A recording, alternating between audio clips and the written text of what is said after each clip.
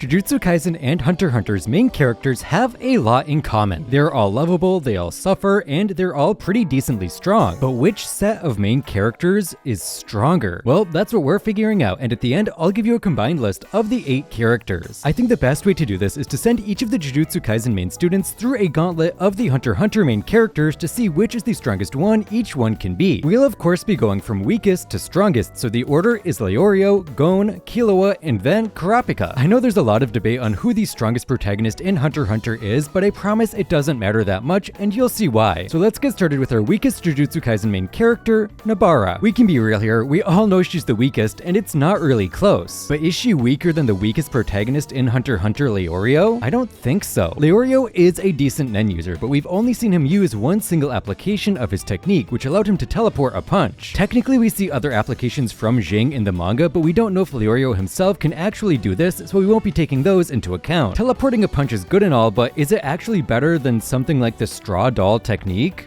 I don't think so. The thing about both these characters is we don't really see a lot of them, and what we do see isn't too impressive, but I think the straw doll technique overall is better than Leorio's technique. Resonance's ability to do damage to anything from anywhere is really good, and if Nobara lands one of these on Leorio, it will do some major damage, whereas Leorio landing a punch on her is just kind of a punch. Leorio might be able to outscale Nobara in terms of physical strength, as I think the physical bonus from Nen is bigger than the one from Cursed Energy, but it's really hard to say. Even with the ability to outspeed and physically overpower Nobara, I don't think his ability is good enough to give him a big enough advantage to win. Plus, and this might be really controversial to say, but I think Nobara has slightly more tenacity than Leorio. She's just slightly more unhinged, which in a battle like this will give her a slight edge. And I think Leorio is just a little bit too sane to meet her in that category, meaning I think she takes the win, but she does not get any further than Gon. This is a matchup where the physicality bonus from Nen would absolutely make a difference. Gon is so much stronger than Nobara, and it's not really close. The dude went through like 3 different training arcs over the course of the series, and most of that was just boosting his physicality as he is an enhancer. I don't think he would even need rock, paper, or scissors to beat Nobara. He could just do it with his natural Nen physicality. I think Nobara would be completely overwhelmed in every way. She wouldn't even get the chance to use her ability, and she definitely does not get a bonus for being more tenacious or unhinged, because Gon is so much more willing to take it all the way. This dude would rather die than lose, and Nobara just doesn't have that same dog in her, so her run ends here. Even if she didn't stop here, the next 2 are a good bit stronger than Gon, so even if she did manage to beat him by some miracle, she is not getting past Killua or Kurapika. So let's move on to Megumi. There is a large gap in strength between even just Nobara and Megumi, and as such, Megumi is a much better match for the protagonists than she was. He shouldn't have too much of an issue getting past Leorio, as the 10 Shadows technique gives him a huge amount of flexibility and power in a way that Leorio can't really compete with. Just Divine Dog Totality and Nue should be enough, with Nue being able to stun the hunter and then Totality dealing the final blow. The Shikigami should also allow Megumi to close the gap with Leorio, so his ability loses a lot of its usefulness, meaning he would have to rely on just his Nen to fight, which might not be enough when confronted with a variety of Shikigami, as well as shadows that can trip him up and allow Megumi to easily access weapons. Gon, on the other hand, is more complicated. See, Gon is still a physical monster, and even though Megumi is pretty good at hand-to-hand combat, I don't think it's enough to keep up with this beast. But an ability like the 10 Shadows would still be pretty good against Gon for the same reasons it was good against Leorio. Plus, it's been stated that Gon struggles more against complex abilities, and the 10 Shadows has some surprising complexity to it thanks to its flexibility. Because there is so much that this ability can do, there's so much that Gon might not expect, such as partially summoning Shikigami, the combining of Shikigami, just using a Shikigami's ability without summoning it, and of course, Megumi's domain expansion. Obviously, it's not as complex as some of the abilities in Hunter x Hunter, but still. Even with all this though, Gon just hits so hard. Megumi definitely gets 2 or 3 shot by rock depending on how much Nen Gon puts into the attack. The issue for him is actually landing it because of the startup time requirement. If Megumi can dodge even just one of these attacks, he should be able to figure out that the charge up is needed, as he is pretty intelligent. But even taking this into account, we have seen Gon beat people who have figured out his ability, and he also has paper and scissors, which could maybe catch Megumi off guard. I think this matchup could go either way, but Gon's overall physicality would likely be too much for Megumi to overcome overcome the majority of the time. But there is one way Megumi could potentially force a draw, and that is,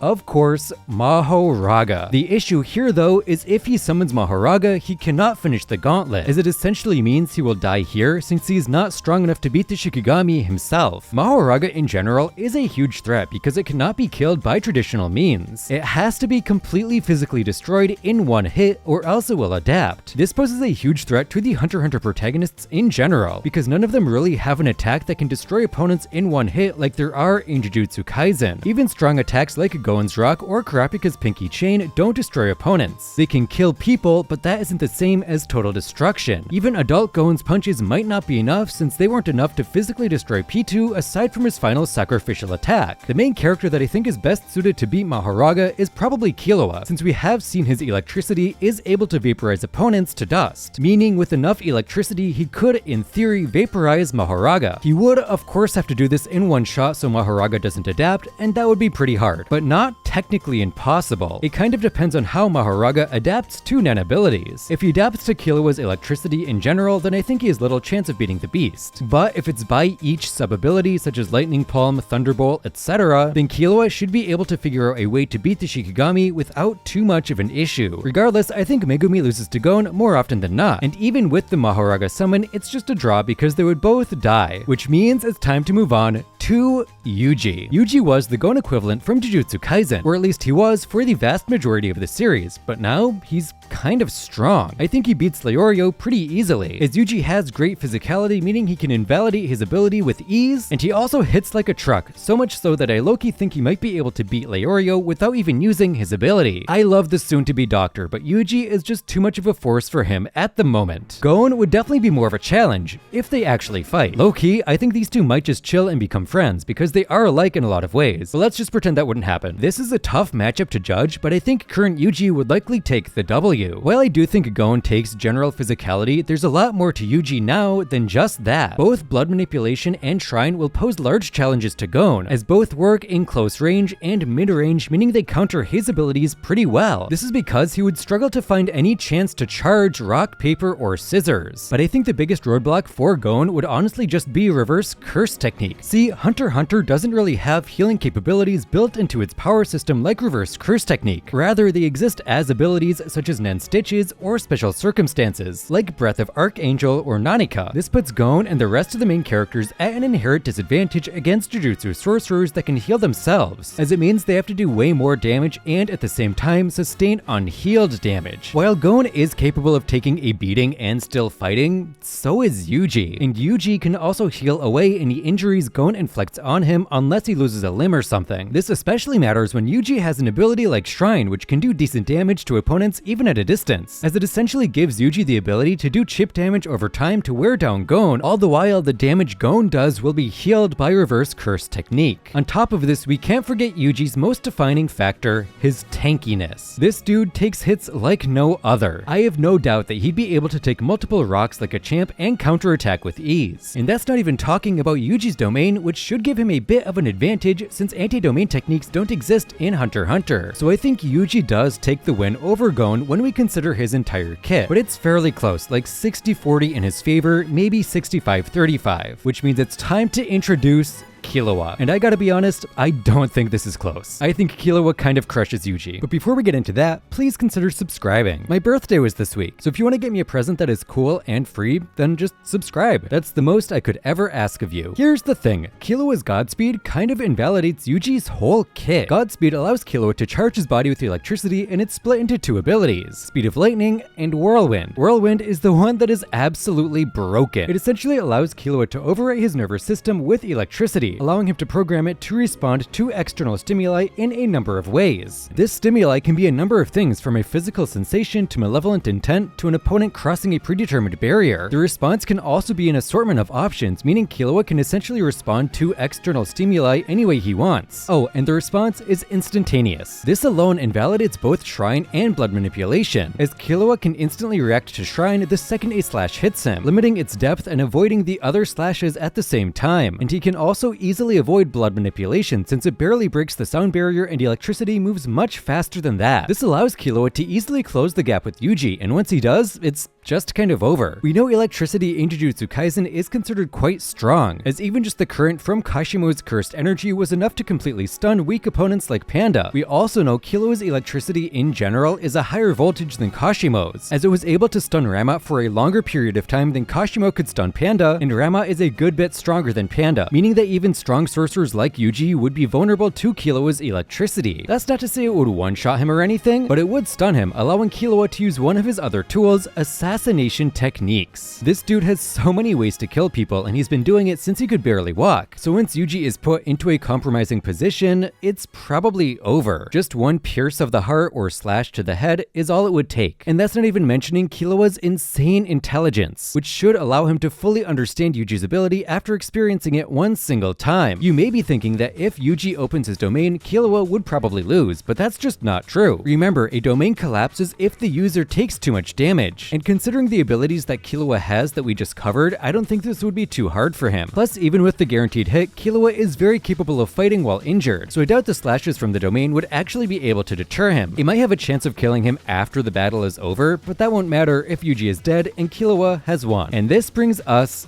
to Yuta. Yuta is, of course, the strongest student in Jujutsu Kaisen and currently the strongest living sorcerer in the series. He has pretty much all the advantages of the people we covered before and more. By far his biggest advantage is Rika, as the Shikigami allows him to turn any 1v1 into a 2v1, meaning he will have an advantage over each of the Hunter x Hunter protagonists. He beats Leorio with no problem. I don't think that's even a debate, right? Especially since Rika can phase through walls and shit, Yuta can easily corner the Hunter and defeat him with ease. Gon should also be not too much of a challenge either, once again thanks to Rika, as she was able to easily restrain post-Shibuya Yuji, meaning she should be able to at least limit Gon's movements if not temporarily restrain him as well. This will give Yuta easy openings to use abilities like Sky Manipulation, which should counter Gon really well thanks to his dependency on physicality. We all saw what happened when Yuta tried to punch Uro, right? Rika could also likely tank a few rocks for Yuta as well, as she takes tons of attacks from Sukuna and even palms a Granite Blast with very little damage taken. Much like Yuji, Yuta also has reverse curse technique and a domain, and in this case, both are even more efficient than with Yuji. With a larger cursed energy pool, Yuta can use reverse curse technique more liberally, and his domain adds a huge element of randomness that makes Yuta much harder for Gon to predict. We also have to remember just how many abilities Yuta has in his arsenal. He has at least 6, potentially 7, depending on the status of Yuji's finger. He could have even more that we don't see, but I doubt he would save abilities when fighting Sukuna, so this seems unlikely. Yuta just has so much going for him that I think Gon would have a really hard time winning, even if it was just Yuta and not Rika as well. Seeing Rika be used to store 12 plus sorcerers really makes me rethink just how much is possible with this Shikigami. It seems like her uses are endless, and that just makes her an even better tool for Yuta. So I think he beats Gon, but how does he fare against Killua? Well, I think even Yuta might struggle. I don't think he'd go down easy like Yuji, but Godspeed is just so overpowered. It would allow Killua to close the gap against Yuta with very little issue, even in a 2v1, as he can set his ability to react to both Yuta and Rika's attacks, so he should have no problem landing hits on Yuta. The big question is whether or not they would be effective. Personally, I don't think they would be all that harmful, and here's why. We know from Kashimo that the degree a sorcerer suffers from electricity kind of depends on the amount of cursed energy they use to reinforce their body, as his electricity completely stunned Panda, but Hakari shrugged it off with zero issue. This was while Hakari was in Jackpot, but the way Jackpot works is it doesn't give Hakari an unlimited cursed energy pool, just an infinite amount of cursed energy in his cursed energy pool. Basically, the amount of cursed energy he can expend at one time doesn't change, he's just constantly using his max output. This means a sorcerer like Yuta, who has a much larger pool than Hakari, should be able to use cursed energy reinforcement to resist Killua's attacks. Now, unlike Hakari, Yuta's pool is limited in some capacity, so it's likely he wouldn't be able to keep taking hits in a long battle. But Killua can't keep dealing damage with his electricity in a long battle either, because he needs to recharge after expending too much electricity, and Godspeed is especially greedy in this capacity. So a lot of this matchup comes down to which runs out first, Yuta's cursed energy or Killua's electricity, and I definitely think Yuta has more than enough cursed energy to outlast Killua, especially since he can essentially recharge by connecting with Rika, which could potentially also mislead Killua into overspending his electricity if he thinks Yuta is running out of cursed energy based on his base pool. And that's not even considering how Yuta's abilities could play into this energy warfare. Something like cursed speech could help Waze waste Killua's electricity or potentially bypass Godspeed if Killua doesn't plan for a response to cursed speech. Sky manipulation could also play a role since it distorts the arena if Killua tries long-ranged attacks, essentially wasting that electricity. Cleave and dismantle could also help in the same way they helped Yuji, and of course precognition could be super helpful for predicting Killua if he's moving impossibly fast. So I think Yuta should be able to take the fight against Killua, especially if he opens his domain. But Kurapika is probably where he stops. Before we get into this matchup though, there is one big misconception I want to clear up about Kurapika. There seems to be this idea that Kurapika can only use his chains on the Phantom Troop and that using them on anyone else will kill him. This is just not the case. The only chain restricted to the troop is Chain Jail. The rest he's free to use on whoever he likes. We know this because he used his Arbiter's little finger on himself to set the condition for Chain Jail, and if he could only use his chains on the troop, this would kill him since he's not a member. This is confirmed by Gon literally in the York New City arc, and on top of this in the manga, we see him use a number of chains on non-troop members and he never dies. So please do not comment about how he can only use his chains on the troop. Anyway, I think Kurapika should be able to beat Yuta. He might not have the speed or craziness of Godspeed, but he does have his own overpowered ability in Emperor Time, which essentially makes him a master of Nen in every category, giving him a huge amount of power, at the cost of 1 hour off of his life for every 10 seconds he uses it. In the long term, this will be a big drawback, but for the length of this fight, it doesn't really matter. It's not like they're going to be fighting for more than 10 minutes, you know? Emperor Time alone should give him enough to keep up with a reinforced Yuta, but that's not what gives him the win. What gives him a huge advantage is Thieving Index Finger, which allows him to steal abilities from opponents and drain them of their aura. If he uses this on Yuta, he can potentially steal Yuta's ability to copy abilities or even Rika, heavily limiting the sorcerer's capabilities and potentially turning the 2v1 into a 1v2. He can also theoretically instantly kill Yuta. If he lands an Arbiter's little finger on him and the condition is set to kill Yuta if he uses cursed energy, then he should just be able to win, as every single human in Jujutsu Kaisen leaks cursed energy, meaning even if he doesn't intentionally use it, Yuta will still use cursed energy, meaning his heart will be crushed and he'll die. Obviously this won't be easy, but much like Killua, Kurapika is obscenely smart, and if I'm being honest, Yuta doesn't seem to really have that much intelligence. Look, I love the student, but 90% of the damage we see him take is from attacks he didn't expect or didn't account for, and these attacks also seem to leave him a little bit frazzled. So I don't think it's impossible for Kurapika to see this, understand what's going on, and then quickly use it to gain an advantage over Yuta. Kurapika is also the only protagonist that does not suffer from the reverse curse technique issue, as he has the Holy Thumb, which might be as effective as reverse curse technique for healing, if not more so, as it was able to completely heal him of his broken arm in a matter of seconds. And in case you're wondering, yes, he can use multiple chains at once as well. He has so many tools in his arsenal, and that is another advantage he takes away from Yuta, who usually has the same advantage. I don't think this fight would go easily for Kurapika, but I do think he would ultimately come out on top. So here is my combined ranking of these 8 characters. Let me know if you agree or not in the comments down below. And in case you'd consider Gojo a main character of Jujutsu Kaisen, he does indeed slap all of the Hunter x Hunter main characters. It's just not close. So thank you all for watching, please consider subscribing, and maybe watch this video on what would happen if Yuji reached his full potential. We're reaching the end of the Jujutsu Kaisen era on this channel, so please,